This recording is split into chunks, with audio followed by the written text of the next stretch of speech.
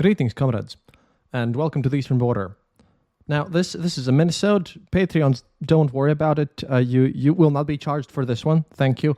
It's just that the story that I published in yesterday's episode about how the gadgets have now been taken away from the Russian soldiers by law.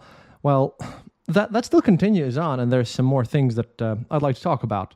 And while I'm at it, I just thought that might as well give you some news and some interesting conversations, because if you remember, we were very focused on Igor Girkin and his work, basically, when he was not in prison. But now you've probably heard Maxim Kalashnikov, especially those who are in our Discord channel, as he's kind of one of the closest friends of Igor Girkin, and he's been carrying on Girkin's work. He claims to be a futurologist, which he's not. If you want to hear an episode with a real futurologist, we had John Michael Gauthier on the show, so that's good.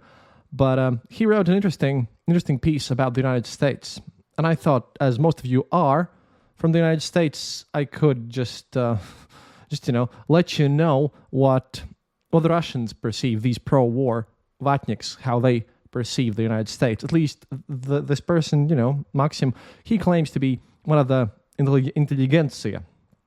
And yeah, let me remind you that I'm still working on getting that FPV drone goggle thing, which I really need to do filming in Ukraine.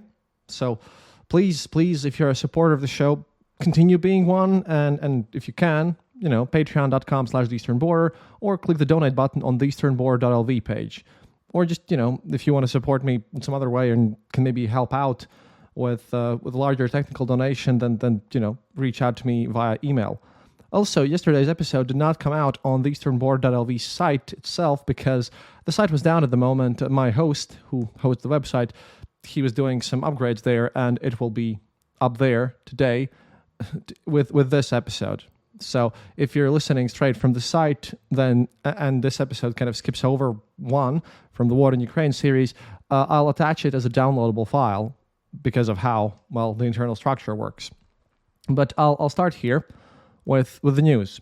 See, Russia attacked Ukraine during the night with 38 Shahed 131, 136 attack drones.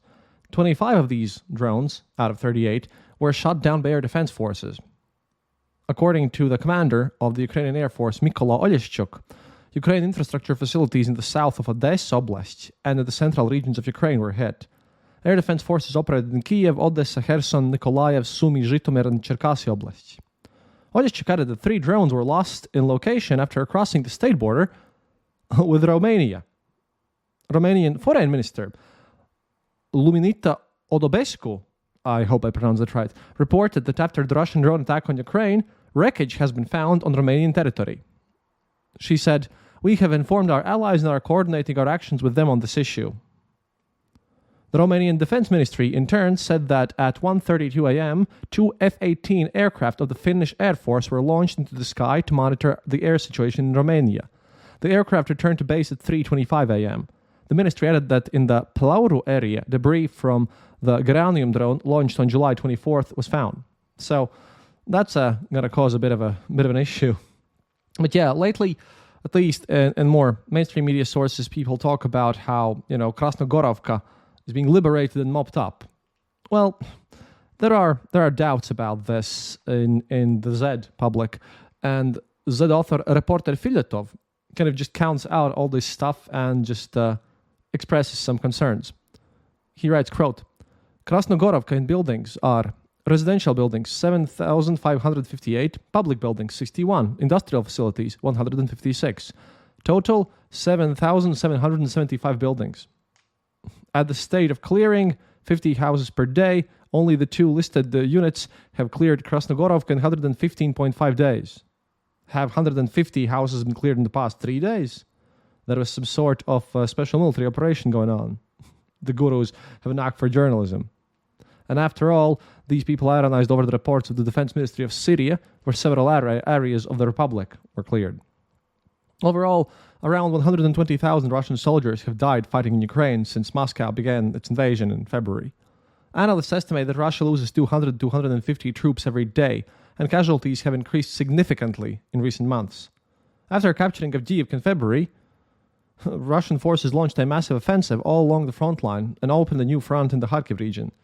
The independent journalism cooperative Bereg set out to investigate the cost of the offensive for one brigade known for its particularly high death tolls and the cruelty with its commanders, who hail from the so-called Donetsk People Republic.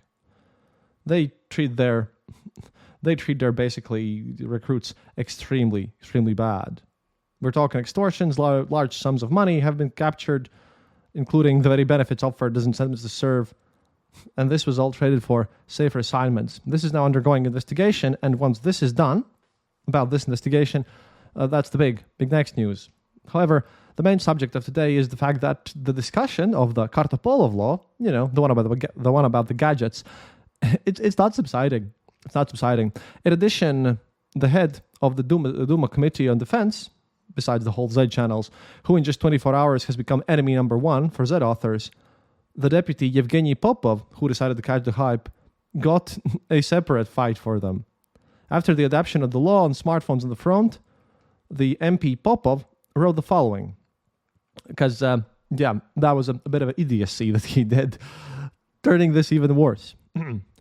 On gadgets at the front, let's put it this way. If there are cases when, by lawlessness, the officers confiscate from the fighters devices that are used for combat work, write an email to me at popov@okrug197.ru. We will deal with each case separately. In his post, Mr. Popov did not specify how exactly the Russian military men who have been put in a hole and had their smartphones taken away from them will actually be able to physically send him an email. This explanation was done for Popov by Z authors Anastasia Kashavarova and Zargulia, because this serves as a great explanation. I just like how the snakes are fighting each other. Zargulia writes, worse than the past law on gadgets from Duma deputy Kargapolov is only the anti-crisis of this law from another Duma deputy, Yevgeny Popov. The front of 1,200 plus kilometers and over 600,000 fighters in the special military zone are caught by this law. And all of them will now start texting Popov from the taken away phones, and he will throw the microphone every time and run out of the studio and deal with the lawlessness. Obviously, everything is clear here. And Kashavarova notes, Yevgeny, in the State Duma database, there is the text of this bill, and it's spelled out there that for spreading information about a person's affiliation with the Russian Federation Armed Forces, for information about his place of deployment, for any information you, as a representative of the media, you can get arrested for 10 days. If a serviceman informs you about anything of this, he will be instantly sent to a pit on a cellar. That's the point of the law. How will they even inform you if the State Duma has banned everything? However, the best prize for the best text about this Kartapolov's law goes to Z author Alexander Kartavichin. He put forward the theory that the law, harmful to the front and useful to the aggressive NATO bloc, very aggressive, very NATO, was put forward by the deputies not simply out of illiteracy and stupidity, but in accordance with the insidious plan of retired Minister Shoigu, who wanted to set up the new Minister Belousov in front of the military. It's like you have to see conspiracy theories even in this stuff. Quote, all these bronze deputy generals are essentially just Shoigu's nominees, who suddenly, as if on cue from the army environment, moved into politics and were shoved into the profile committee as well as on TV. Well, Shoigu was removed. Sadikov was elected to the Tural of Tuva. Belousov came and started a comprehensive audit, and the defense committee was sitting around not touching anyone and then suddenly spewed this bullshit about banning gadgets. And it seems to me that not just like that, it was commanded, because people don't know much about domestic politics, and for them, the MO and the Duma Specialized Committee are one bullshit. As a result, the media shit pours out not so much on the general deputies as on the defense ministry itself, which causes a lot of questions, of course, but in this case, it has nothing to do with it. So, it looks like they just decided to smear the Mr. Excels, as they call Belousov, reputation, to say hello from the Tuvan circus, and it worked out quite well. However, in response, I would still insist that all these old men of honor be removed from TV, because they already fucked up. And secondly, take them the fuck out of Defense Committee, because they need to really fucking work there to bring the legislative base under the realities of modern warfare, not this bullshit. Where is one veteran of the army? There ain't one. That's why they're taking this nonsense, and also because Shoigu put them there. I don't know on what terms. So again, we're talking about hardcore conspirology there. But the final thing that I really wanted to touch upon is something that was posted, and because, well, I want to show you something that maybe you could kind of relate with. And for this last piece of Maxim Kalashnikov, this is more of a question and to you guys, because I really would like to hear your responses on our email, theeasternborder@gmail.com. Oh yeah, and website theeasternborder.lv is up now, and I'll be uploading everything there. But I really wanted to know, because this is a large text from someone that I think has just gotten everything that he can get about the United States straight up from, I don't know, Dugin's website or something.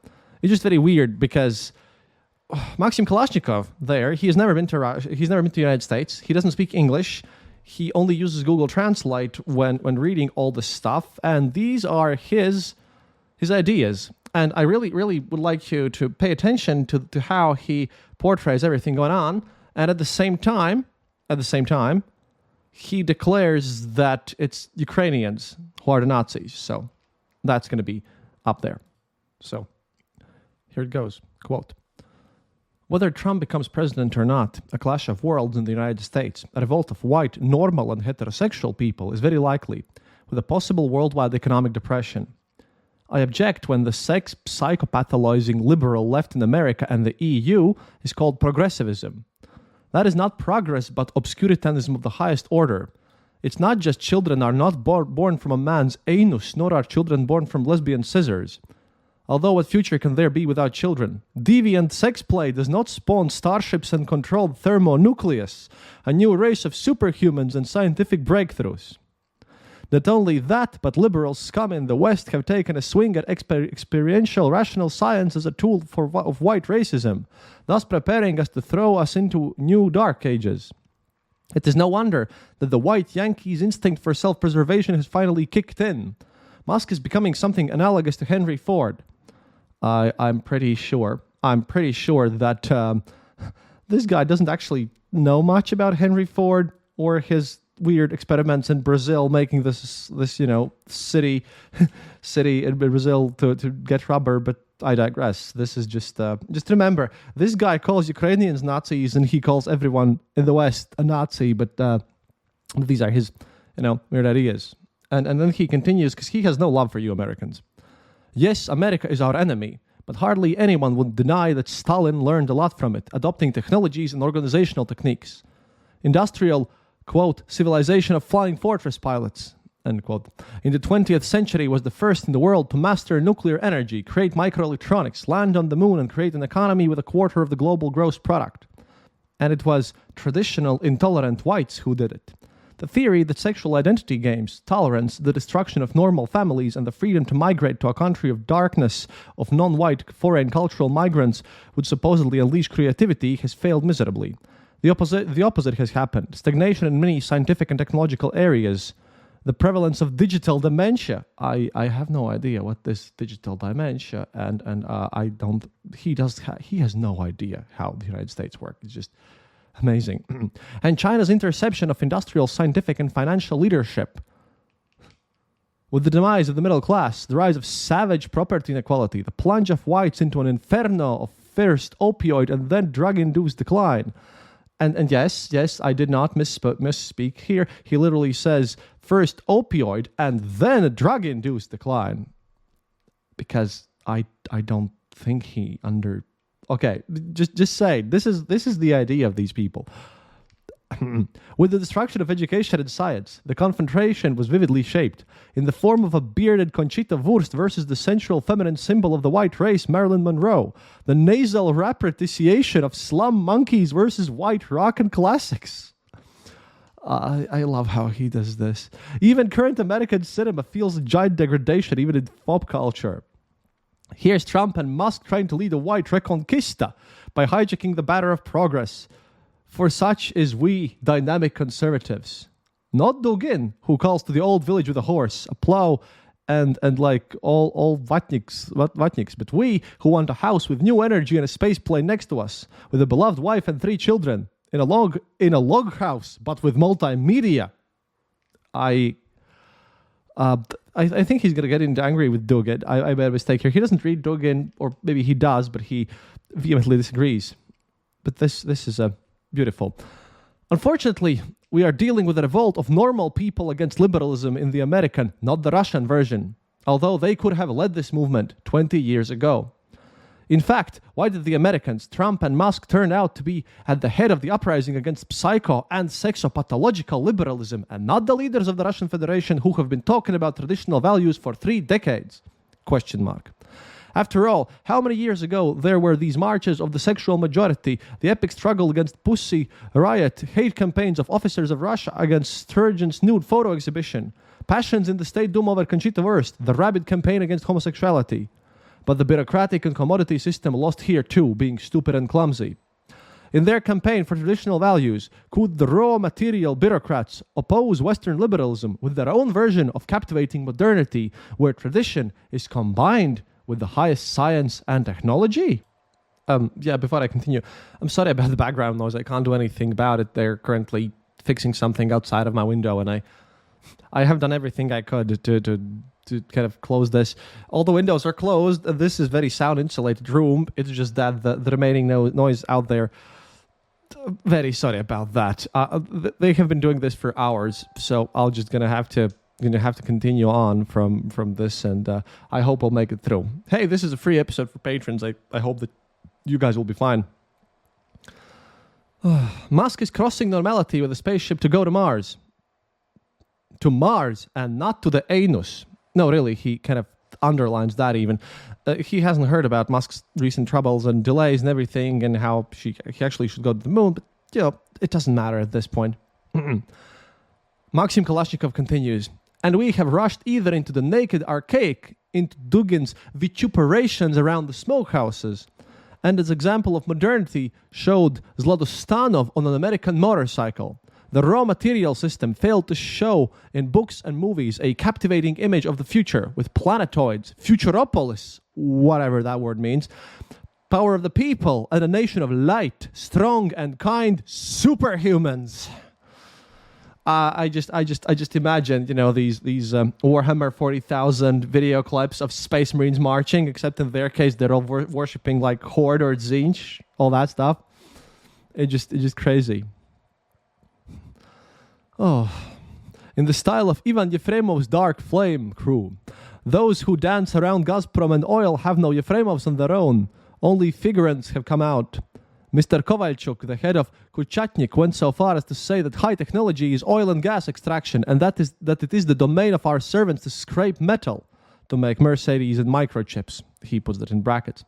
You see, Mr. Kovalchuk, the experience of history screams the opposite. And if your economy is reduced to raw materials, you will give a ton of oil for a microchip or a cell phone, and nature-like technologies will be developed in industrial, not resource countries. Thus fighting with homism. Look, I don't know. I pretty much think that you also don't know, but whatever homism is. And for family values, Russian Federation has not shown an example of strength of families and growth of birthright at the Rus. For all socioeconomic course of the Russian Federation, and he says, I speak as the father of 3 daughters, is directed against childbearing of Rus. No maternity capitals and calls to expel us from cities or to villages. They do not help. It is not surprising, therefore, that RF could lead world revolt against liberal darkness, but did not manage. The Yankees have once again seized initiative. Yeah, this is just a bit crazy. I really would like to hear your comments on this one, so please let me know, because this is the image that they're portraying without all the nonsense and how, they call Ukrainians Nazis. But before we leave, the thing is that I like video games.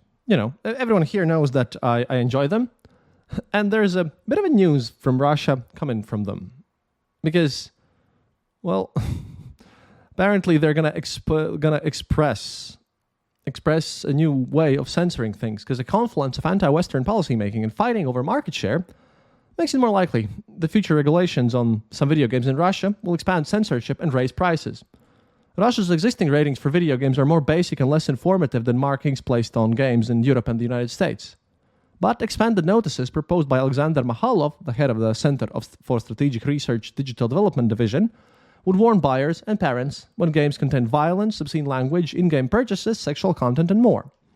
Amid discussions about reforming Russia's video game ratings, Russian Association of Video Game Distributors and Importers President Yasha Hadaj, who's also the former head of the Russian division of Nintendo, advocated the creation of registry of video games imported to Russia, supposedly to help combat grey importers, distributors who bring in products without paying the necessary custom duties and taxes.